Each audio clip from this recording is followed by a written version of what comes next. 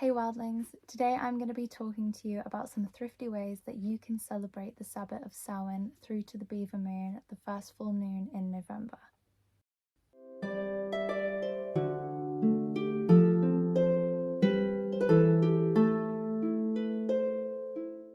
The earth is beginning to go to sleep once more as she begins to descend into the underworld. The leaves are changing on the trees, the animals are hurriedly preparing for winter, and as Samhain approaches, the veil grows ever thinner and time begins to become more distorted. One of the things that I have felt really drawn to this Samhain is to honour the witches that have come before me. One of the practices that I have been incorporating for this month is to educate myself as much as possible on the lead up to Samhain and the Beaver Moon, on how the witches of my landscape were treated in the past. Being openly public about my personal practices, I feel this is the perfect time to do some honouring for those women who, just going about their normal medicinal herbal work, their craft and their practices, were demonized in history, and as a result many innocent women lost their lives. For me, it is therefore deeply important that I spend some time to really think on this and to send my love and my healing in any way that I can for what has happened in the past, and to cast my blessings forward into the future for all of the witches to come, so that they may walk in safety and have a voice in this world and the next. This is a perfect time because the Beaver Moon was also called the Morning Moon to the Celts, and that is because before we changed to the calendar that we have today, the Celtic New Year actually started on Samhain, although Samhain was traditionally celebrated on November 1st. It was called the Morning Moon because it was an important time before the start of the new year to look back on any grief or any loss that has occurred in the past year, any pain that needed addressing and given time to heal and given love to soothe the wounds, so that the new year could be moved into with a ray of hope and light. How I'm observing this is I am trying to read books and literature and listen to any information out there in the form of podcasts and videos to educate myself on the local witch trials that happened here in England. So that is one thing that you could do for your own country or your own local area and get to know the history of that period of time. You can also light a white candle. Again, this can just be a tea light if you don't have a large white candle, and imbue it with a few drops of essential oils like things of lavender, lemongrass, or geranium and tea tree, things that are soothing, things that promote love and healing, so that you can sit down and send your healing thoughts to the women that came before you, and again to cast these into the future as well. Whilst you're lighting this candle, you can keep these thoughts and feelings in your mind and in your heart, and if you wanted to say a few words, you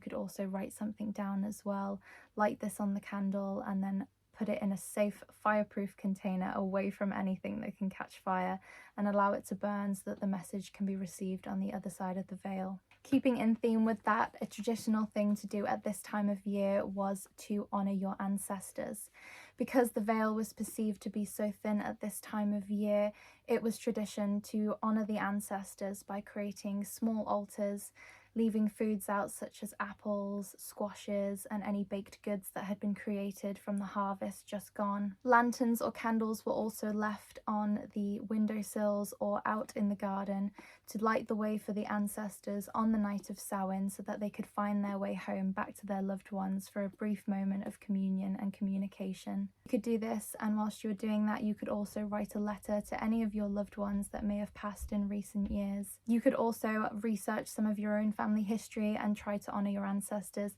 by going back through your family records and learning a bit more about your ancestry and the story of your ancestors that you may not have known personally. And leave offerings for these ancestors. Their blood has been passed down through you, and you retain some of their story within your cells, and you can carry this forward knowing that you have inherited some of their gifts, also some of their traumas, and to just spend time to sit in peace and acknowledgement of this. Another really fascinating traditional celebration that people would do at this time was something called feeding the dead, or the dumb supper. This would be where a family would create a meal with the intention of sitting with their past loved ones. There are some sources that would say that while they were making this meal, they would walk backwards around the kitchen, which symbolized the connection that you were making this meal not just for your earthly incarnations, but for those who were on the other side as well. People would then sit down and eat the meal together in silence, only speaking at the start and the end of the meal when they would welcome their ancestors and then bid them farewell on their journey. They would also spend some time as well after the supper just discussing out loud with the intention that their loved ones would hear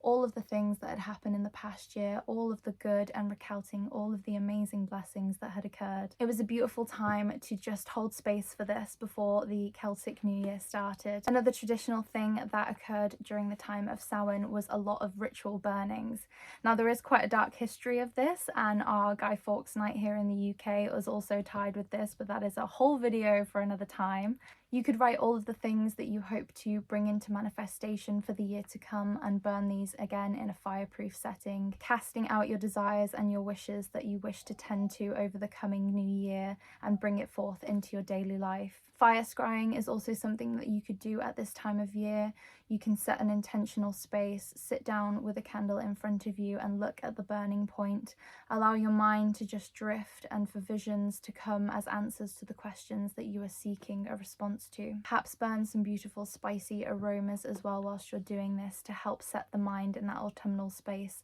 of decay and the warming hearth. Bringing in all the elements of the fire, including using scents like apple, which was very prominent at this time of year. Speaking of apple, baking appled goods in any form is the perfect thing, and apples were very prominent during this time. As apples symbolize health and wisdom and vitality, they make perfect offerings not only to your living loved ones in the forms of apple pies and apple cakes and apple jams, but also to put on the altars for your ancestors and those that you are honouring as well, to wish them health and recovery and healing. One piece of fascinating folklore for this time of year as well in Celtic belief was that of the wild hunt. The wild hunt was the belief that at this time during Samhain, the veil was so thin that the fairy mounds would open and that the fairy host, the leader of the wild hunt, would burst forth, riding with his horsemen to seek all of the wandering souls who had not made it to the other world yet and round them up so he could take them back ready for safety and the next phase of their journey. The storms that we usually heard at this time of year were thought to be the howling cries of the beasts that would follow him. The front doors of houses were saged and smudged to ensure that the wild hunt did not enter the home of that person and that it would pass by on his search during his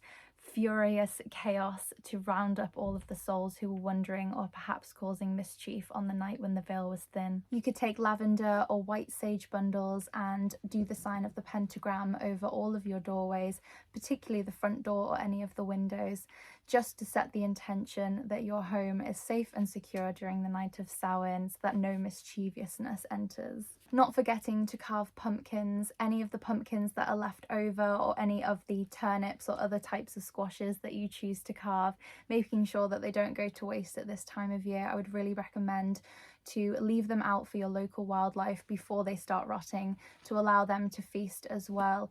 This is the time when they're often preparing to try and fatten up in that last race just before it turns into winter. So feeding your local wildlife is a really beautiful way to honour the land at this time of year. One thing that would be amazing if you could do it, even if you were in an urban area, is to leave out food for animals like hedgehogs who are really struggling at this time of year. There are a lot of brands in the UK, and I'm sure there are in other countries as well, for hedgehog food, but any sort of the dog or cat food, dry or wet, is fine for a hedgehog as well. Just make sure you don't feed them any milk because they are lactose intolerant. Making sure the bird feeders are fully stocked in your garden during this time as well, and then also not being too upset if any foxes come into your garden to eat some of the cat or dog food left out as well. I really hope you enjoyed this video, Wildlings, and if you did, please don't forget to subscribe to join us here on the channel where we explore green witchcraft and hedge witchcraft, and I hope I will see you in our next